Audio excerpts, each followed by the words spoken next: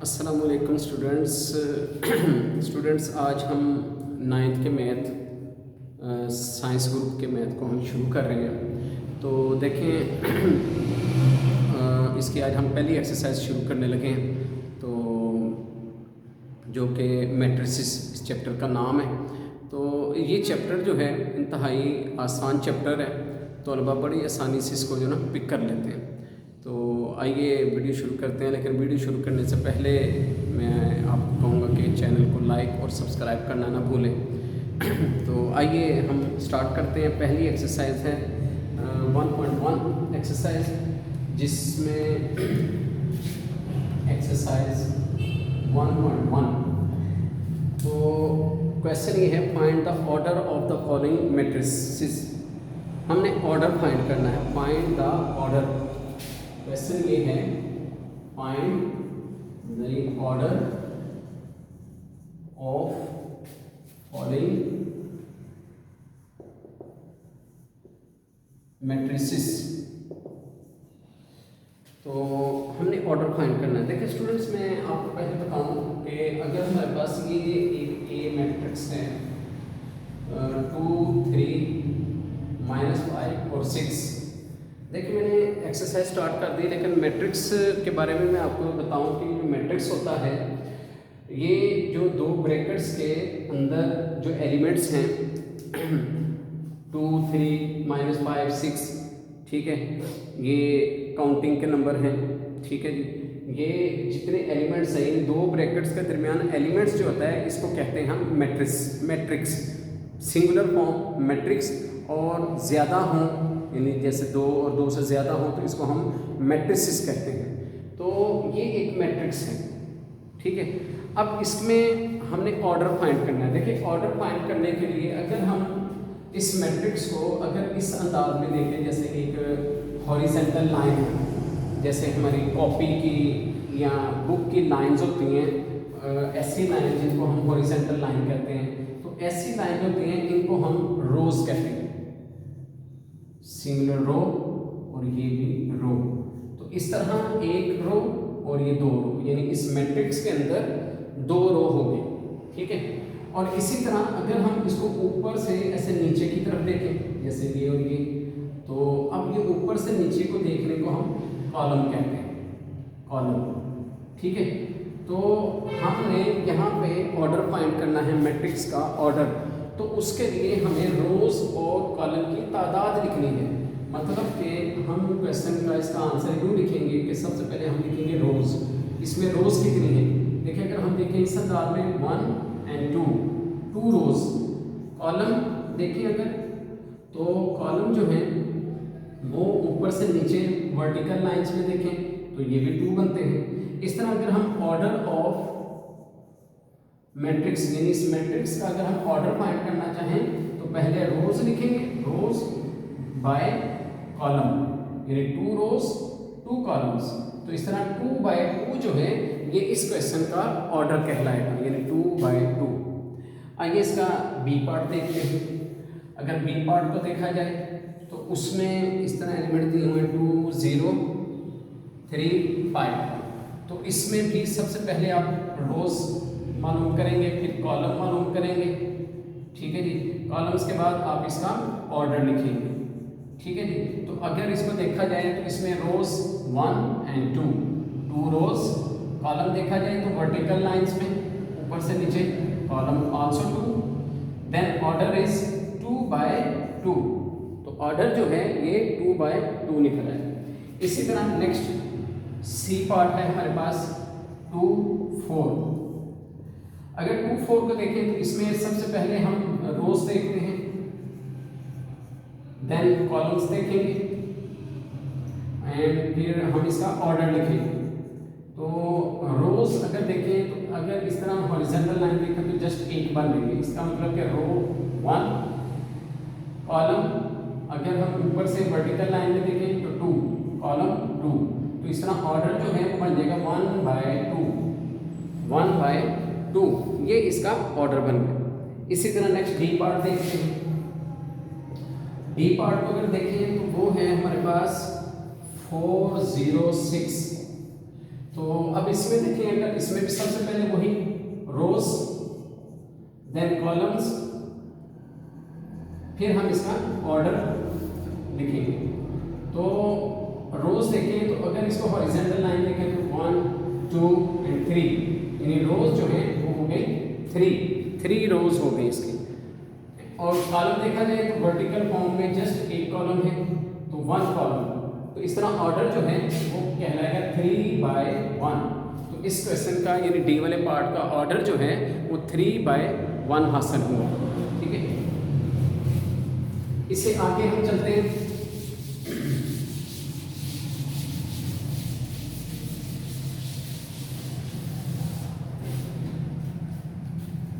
हमारे पास ई मैट्रिक्स है, उसमें है A D B E C F. अब इसमें अगर देखें रोज, इसमें भी वही 1 and 2 and 3 रोज, कॉलम वो है 1 and 2, देन ऑर्डर इज 3/2। तो इसका ऑर्डर जो है वो 3/2 होगा। नेक्स्ट हमारे पास एफ पार्ट है। एफ पार्ट में अगर हम देखें तो जस्ट 2 लिखा हुआ है, तो इसमें अगर देखा जाए तो रोज सबसे पहले अगर देखें तो इसमें रो जो है वो 1 है। कैसे, यानी अगर इसको हम ऐसे हॉरिजॉन्टल देखें तो जस्ट 1 रो। देन कॉलम देखें तो कॉलम इज आल्सो 1, यानी कॉलम अगर इसको वर्टिकल साइड से ऊपर से देखें तो ये भी 1 है। इस तरह आप समझ गए कि इसका ऑर्डर जो है वो 1/1 हो गया। इसी तरह एक पार्ट और करते हैं जी, उसमें 2 3 0 1 2 3 2 4 5। तो अगर इसमें देखें रोज, तो अब रोज 1 2 3 रोज, columns column 1 2 3 columns is also 3, then order is 3/3। ठीक है, इसी तरह इस क्वेश्चन का लास्ट पार्ट जो है उसको देखते हैं। इसके लास्ट पार्ट में है h is equal to 2 3 4 1 0 6, then फिर सबसे पहले रोज 1 and 2 रोज, कॉलम्स 1 2 and 3। इस तरह इसका जो कॉलम्स हैं वो 3 हो गए, 2 रोज and 3 कॉलम्स। देन ऑर्डर जब हम इसका लिखेंगे, ऑर्डर ऑफ मैट्रिक्स हो गया 2/3। तो इस तरह जो है ये इसका हमने ऑर्डर लिख लिया। तो देखिए क्वेश्चन नंबर 1 जो है ये कंप्लीट हुआ, इसके एच पार्ट तक थे, तो ये हमने इनके ऑर्डर फाइंड कर लिए। ठीक है, अब हम क्वेश्चन नंबर 2 स्टार्ट करेंगे। क्वेश्चन नंबर 2 जो है इसमें लिखा है which of the following matrices are equal, कि इनमें से कौन से मैट्रिसेस जो हैं ये इक्वल हैं। तो अब इसको देख लेते हैं, इक्वल मैट्रिक्स कौन से होते हैं।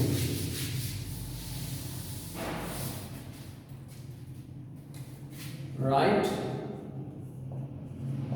Equal matrices.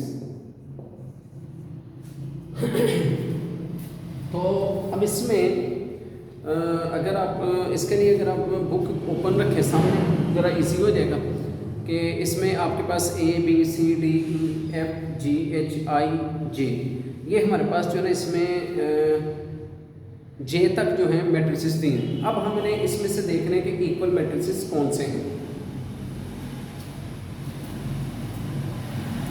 तो मैंने ना ये क्वेश्चन बोर्ड के ऊपर लिख लिया है, बुक से हट के, मतलब पहले क्वेश्चन लिख लिए।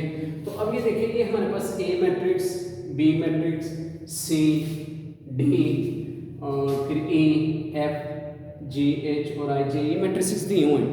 तो अब इनमें से हमने यानी वो मैट्रिक्स देखने हैं, वो 2 मैट्रिक्स जो आपस में इक्वल हैं।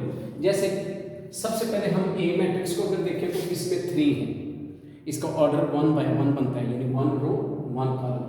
तो इसमें से इस सब में से हमें देखना है कि जिस तरह ये 3 है, क्या और भी खाली 3 है, क्योंकि इक्वल मैट्रिक्स वो होगा जिसका ऑर्डर सेम हो और अंदर का एलिमेंट भी सेम हो, ठीक है, अंदर के नंबर्स भी सेम हो और उसका ऑर्डर भी सेम हो। तो ऑर्डर तो सेम इस पर नहीं बनता, ये बनता है। कैसे बनता है? अगर 5 में से 2 माइनस कर दें तो 3 आ जाता है। जब 5 में से 2 माइनस करेंगे 3 आएगा, तो ये भी वही 1 रो 1 कॉलम बनेगा, यानी ऑर्डर भी सेम, अंदर का एलिमेंट भी सेम। इस तरह ए जो है, यानी अगर इसका सोल्यूशन देखें, इसका आंसर देखें, तो ए मैट्रिक्स इक्वल है इसके सी, यानी ए मैट्रिक्स सी के इक्वल है। बस ये हमने इस क्वेश्चन में बताना है कि कौन से मैट्रिक्स आपस में इक्वल है। इसी तरह बी मैट्रिक्स को अगर देखा जाए तो इसमें 3 और 5 है, इसमें 1 रो 2 कॉलम्स हैं, तो 1/2 इसका मैट्रिक्स है। तो हम देखते हैं 3 और 5 यहाँ पे किसी और में है।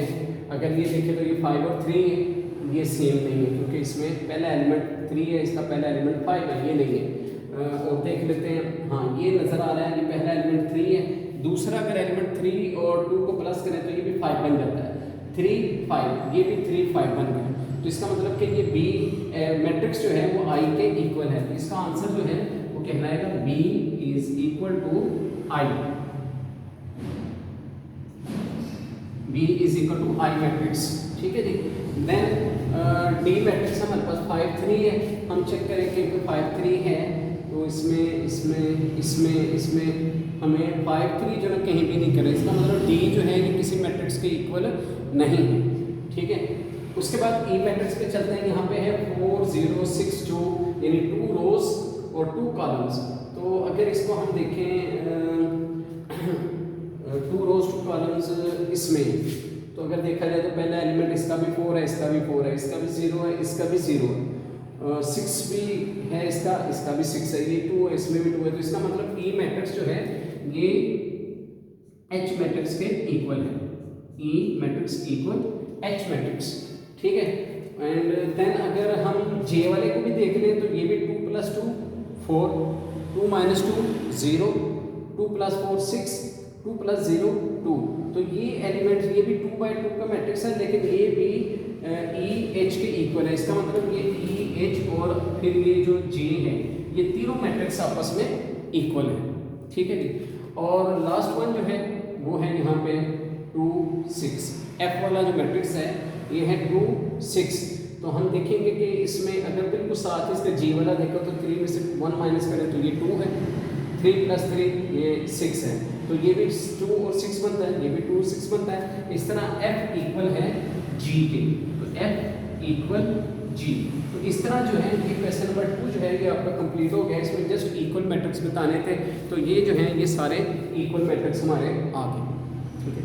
गो जी। तो स्टूडेंट अब हम क्वेश्चन नंबर 3 करने लगे हैं। क्वेश्चन नंबर 3 जो है उन्होंने बोर्ड पे राइट कर दिया है, जिसमें लिखा है find the value of A B C and D. ये हमने ए बी सी डी की वैल्यूज फाइंड करनी है, जबकि हमारे पास 2 इक्वल मैट्रिक्सेस दिए हुए हैं। यानी एक मैट्रिक्स है हमारे पास a + c, a + 2b, c - 1 4d - 6, इसके बीच में इक्वल का साइन है, 0 - 7 3 एंड 2d। इस एक्सरसाइज का समझे कि टॉप इंपॉर्टेंट क्वेश्चन ये है, ठीक है। क्वेश्चन नंबर 3 हमने क्या करना है, हमने जब इस क्वेश्चन को स्टार्ट करना है तो सबसे पहले हमने इस क्वेश्चन के अंदर से ये जो हमें मैट्रिक्स के एलिमेंट्स हैं इनको हमने इक्वेशन की सूरत में मैट्रिक्स फॉर्म से बाहर निकाल लेना, यानी a + c = 0। मतलब क्या, ये जो पहला एलिमेंट है इसको पहले एलिमेंट के इक्वल रख लें। इसी तरह पहला एलिमेंट, इसी तरह दूसरी जो वैल्यू है ये a + 2b, इसको -7 के इक्वल रखें। इसी तरह c - 1 इसको 3 के इक्वल रख लिया। यहाँ पे है 4d - 6, इसको 2d के इक्वल रख लिया। इस तरह हमारे पास ये इक्वेशन नंबर 1 है, ये इक्वेशन नंबर 2 है, ये इक्वेशन नंबर 3 है और ये इक्वेशन नंबर 4 है। ये हमारे पास 4 इक्वेशंस जो हैं ये हासिल हो गई हैं। अब इन इक्वेशंस को हमने बारी बारी जो सॉल्व करके हमने इसके अंदर से a b c d यानी चारों एलिमेंट्स के आंसर निकालने हैं। अब इन 4 इक्वेशन में से जो सबसे पहले हमने इक्वेशन चुननी है वो इक्वेशन नंबर 3 है। इक्वेशन नंबर 3 को आपने चुन लेना है, क्योंकि इक्वेशन नंबर 3 में से c का आंसर बिल्कुल आसानी से निकल आएगा। तो यहाँ पे हम जब शुरू करते हैं हम लिखते हैं फ्रॉम इक्वेशन 3। इक्वेशन 3 हमने लिखी, इक्वेशन 3 है c - 1 = 3। तो हम क्या करेंगे, सबसे पहले हम चूंकि हमने c का आंसर फाइंड करना है तो हम इसमें -1 की वैल्यू उठाएंगे, उठा के इक्वल के दूसरी साइड पे ले लेंगे। तो यहाँ पे हम -1 उठाएंगे तो ले लेंगे c, ये -1 उधर जाएगा, उधर जाके याद रखेंगे प्लस का बना होगा, क्योंकि जो वैल्यू इक्वल की साइड पे माइनस होती है वो दूसरी साइड पे जाके प्लस हो जाती है, तो ये उधर जाके प्लस हो गई। तो इस तरह 3 और 1 ये हमारे पास आ गया 4। इस तरह c की जो वैल्यू है हमारे पास वो 4 हासिल होगी। ठीक है, आगे हम क्या करेंगे, अब इनमें से इक्वेशन कोई एक चुन लेते हैं c। अगर हम देखेंगे c की वैल्यू हमने फाइंड की है, तो जो इक्वेशन 1 है इसके अंदर c मौजूद है, हम इसके अंदर c की वैल्यू डाल के इसको सॉल्व कर सकते हैं। लिहाजा लिखेंगे फ्रॉम इक्वेशन 1 a + c = 0। इसमें put the value of c, putting the value of c। तो c की वैल्यू जो है c = 4, ये हम वैल्यू पुट करेंगे a + 4 = 0। देखिए c की जगह मैंने 4 लिख दी, c की जगह 4 लिख दिया। अब ये 4 उठाएंगे, इक्वल के उधर ले आएंगे ताकि हमारे पास a का आंसर हासिल हो जाए। अब ये 4 उधर जाके इधर प्लस का है, इक्वल के दूसरी साइड पे जाके ये माइनस का हो जाएगा। तो इस तरह ये आ जाएगा 0, ये 4 उधर जाएगा -4। तो याद रखें 0 - 4 आंसर हासिल होगा। तो इस तरह -4 आंसर हमारे पास a का निकला है, a की वैल्यू भी फाइंड होगी। अब हम क्या करते हैं, इक्वेशन नंबर 2 ले लेते हैं। इक्वेशन नंबर 2 जो है फ्रॉम इक्वेशन 2, ठीक है जी। इक्वेशन 2 है हमारे पास a + 2b = 7। a + 2b = 7। तो इसमें हम क्या करेंगे, a की वैल्यू पुट कर देंगे, a की वैल्यू -4, a की जगह पे हमने क्या लिख दिया -4 + 2b as it is and 7 as it is. तो इसमें -4 उठाएं, इक्वल के उधर ले जाएं, तो ये आपके पास 2b = 7, ये -4 उधर जाएगा, उधर जाके प्लस का 4 हो जाएगा। 2b = 7 + 4, ठीक है। जब हम इसको आगे करेंगे सॉल्व तो ये हमारे पास आ जाएगा 2b = 11। 11 क्यों, 7 + 4 11। लेकिन थोड़ी सी ना हमारे पास यहाँ पे मिस्टेक हो गई, यहाँ पे हमारे पास ये 7 माइनस का था, हमने यहाँ पे 7 जो है माइनस का 7 लिख दिया। ठीक है, जब हम इसको माइनस का 7 लिखेंगे तो एक एलिमेंट अगर माइनस का हो एक प्लस का हो तो अब प्लस नहीं करेंगे, एक एलिमेंट प्लस का हो एक माइनस का हो तो हम इसको माइनस करेंगे। 7 में से 4 माइनस करेंगे 3 आएगा, एंड ग्रेटर वैल्यू का साइन जो है वो माइनस आएगा। तो इस तरह हमारे पास ये 11 नहीं बल्कि ये -3 आ गया। ठीक है जी, -3। देन b = -3, ये b जो है a के साथ b के साथ जो है 2 जो है ये मल्टीप्लाई कर रहा है। हमने चूंकि b का आंसर फाइंड करना है, 2 उठा के हम इक्वल के दूसरी साइड पे ले जाएंगे। जब ये दूसरी साइड पे जाएगा उधर जाके ये 3 के ओवर में लग जाएगा। ठीक है, तो इस तरह b का आंसर हमारे पास ये हासिल हो जाएगा, b = -3/2।